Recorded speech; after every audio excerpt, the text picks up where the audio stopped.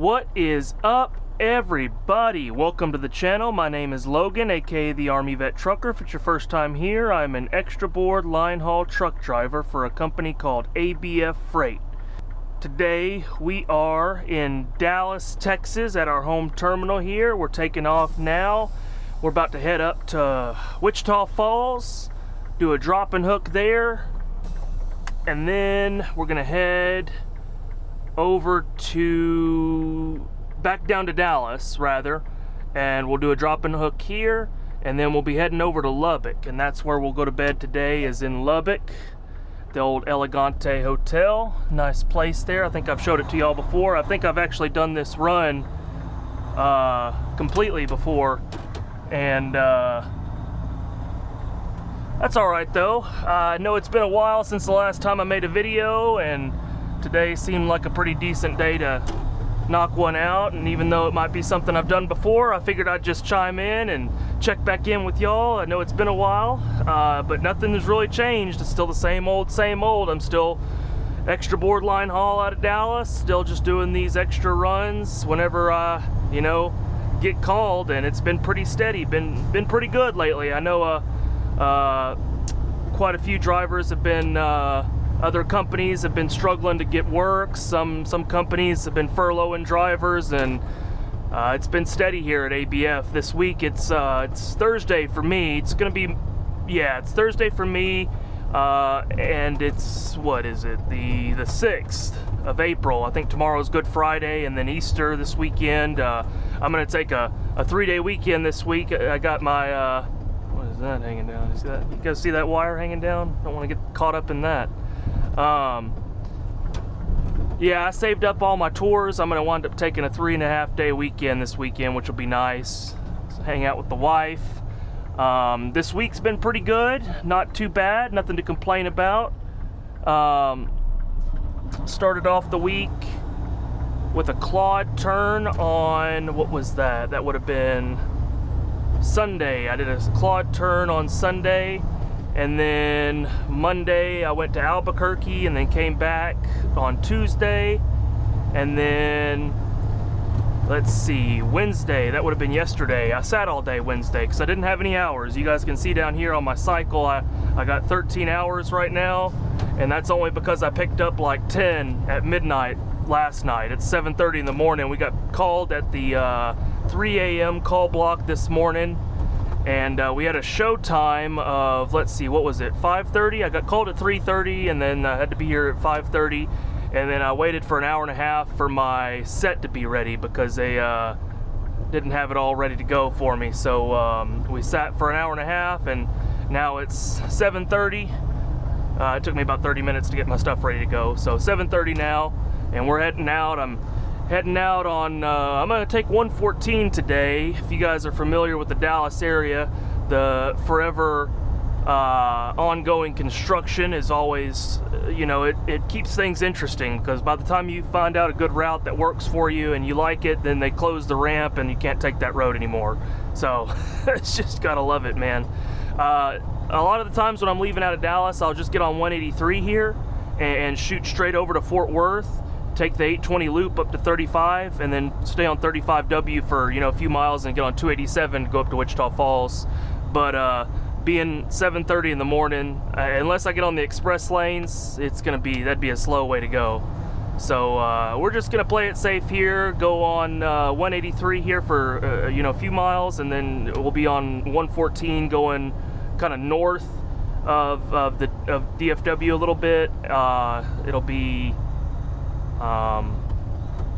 what is it, through Roanoke, Grapevine, South Lake, all through that area, and then we'll get back on 287 in Rome right before Decatur. There's a few different ways I like to go out of Dallas, going up that way towards 287. Another way that whenever this is all backed up, I'll get on 35E and just shoot straight north up to Denton, and then 35E merges back with 35W, and I can basically go straight up towards Denton, actually. Yeah, in Denton there's 380 up there in Denton, and I just shoot over straight west on 380, and that gets me back on 287 in Decatur. So that's another good way. It's kind of like a back way. If all other routes are kind of sus, I know this 114 route, it's good because it takes you kind of north of Dallas out of the HEB 183 way, but once you get up towards Roanoke and the Texas Motor Speedway, the freeway turns into just a regular, I don't know what you would call it, a regular expressway or avenue. It's got stoplights, and you know, knowing my luck, I'll wind up catching every one of them red. So that's just how it works for me usually. But anyways, guys, I'll quit rambling on here. I'll catch back up with y'all once we're a little bit closer towards Wichita Falls, or if anything interesting happens.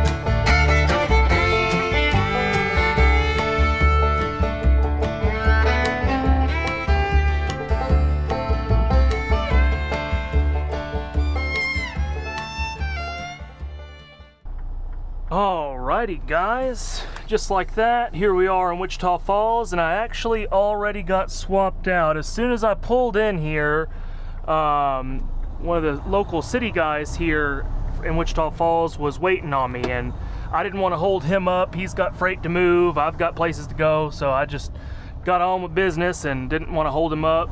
That'll happen sometimes whenever you're at these smaller terminals and you're coming in the morning. Like, I was supposed to leave Dallas, shoot, what time was I originally supposed to leave? I think 5:30, which would have put me here at 7:30, and that freight probably could have gone out on a route, but since the set wasn't ready for me when I got there, and then, you know, I had to get all set up and everything, I was about 2 hours late. And so he was just sitting there, you know, waiting on me to get there, and as soon as I pulled in, he's ready to work. So that's how it happens sometimes on these terminals, and just got to work with it and, you know, get it done. But anyways, it was just a little short drive here into Wichita Falls. Got in here no issues early in the morning. It looked like there was some construction on 287 on the other way going southbound into Dallas, so we might get to deal with that a little bit going back, but I think probably got all cleared out by now. It's 11 in the morning, and anyways, I guess I'll get back out on the road here, head back down to Dallas, and I'll catch back up with y'all here in a little bit.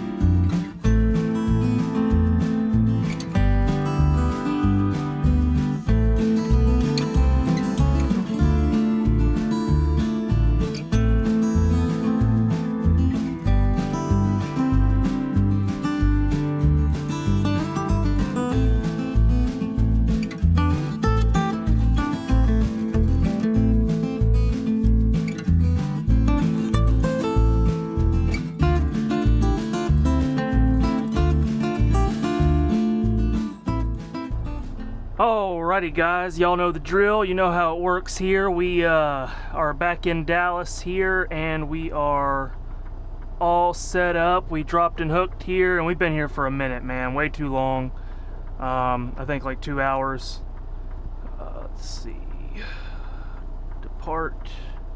Already got everything all checked out. We had to go to the shop and we spent a minute there, and just, it's always, nothing ever goes to plan, you know. It's not a bad thing, but it's just hard to plan a timeline about anything with this, and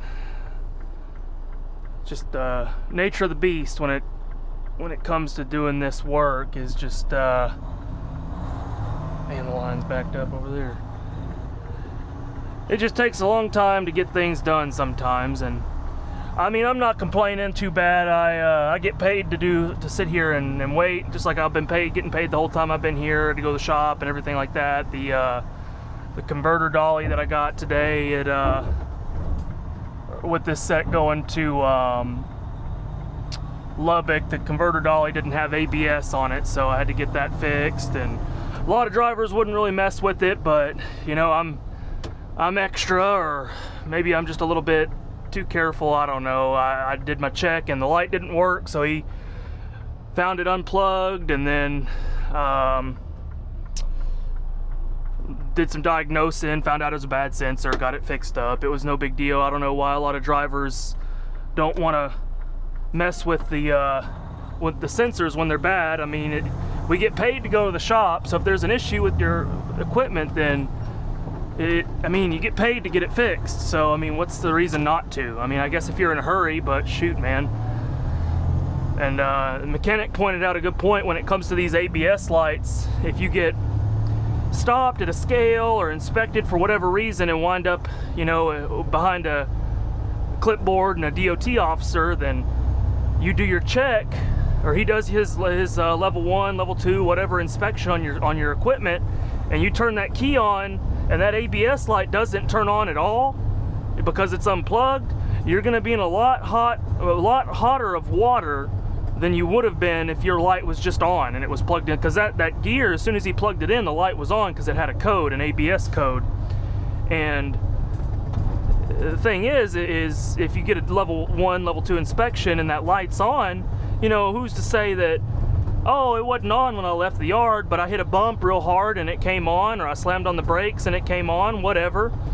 But if it doesn't turn on at all, and there's no way that thing just magically unscrewed itself and came unplugged while you're driving. Somebody had to do that. So you're gonna have a lot harder of a time coming up with an answer when he asks you about that than you would if it was just on solid.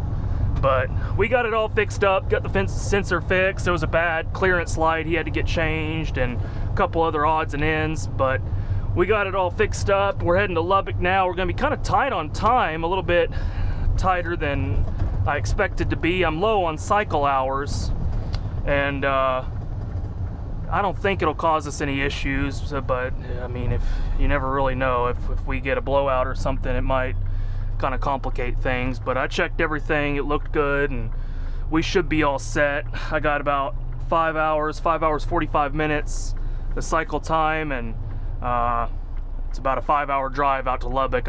I take a little bit of a different route than most people. Most people from Dallas would just get right on 30 and then merge onto 20, go through Abilene and Sweetwater, and then go up through Snyder on, I think it's either 82 or 84. But I don't go that way, man. I hate driving on 20. It's just like 35, you know, any little thing happens and it's boom, traffic. Could be clear when you leave, and then just one little, you know, fender bender, or even just a car gets pulled over, traffic stop, and people start merging. There's just so many cars on a 2-lane highway that they can't handle any little minor issues. So I take the back way, I go up. I'm gonna go over to Azle on Fort Worth. I'm short on time, so I'm gonna get in the toll lanes. Get off 820 at Lake Worth, and then I'm gonna go through Jacksboro on I think it's 199 up to Jacksboro, and then from there it's 114 all the way over to Lubbock. And it's a lot better of a route in my opinion. Me and a buddy, actually, we tested it. We both left at Dallas heading to Lubbock at the same exact time, and I went this way, the back way, and he went the regular way on 30. And it's weird because on GPS it says that it's faster to go on 20 to go that way. But the thing is, like, you know, I don't recommend you do this, but using Google Maps, it thinks you're going the speed limit, man, and we're only going 65. So the back way is actually about 20-30 minutes faster, even though it says on the GPS it's going to take longer. It actually is quicker because it's more accurate, because the speed limits are lower on those back roads. So anyways, guys, I'll quit rambling here. I'm waiting for this eternal light to turn green one of these days, and there it goes. But I'm gonna get out on the highway here and get going out towards Lubbock, and I'll catch up with y'all here in a little bit.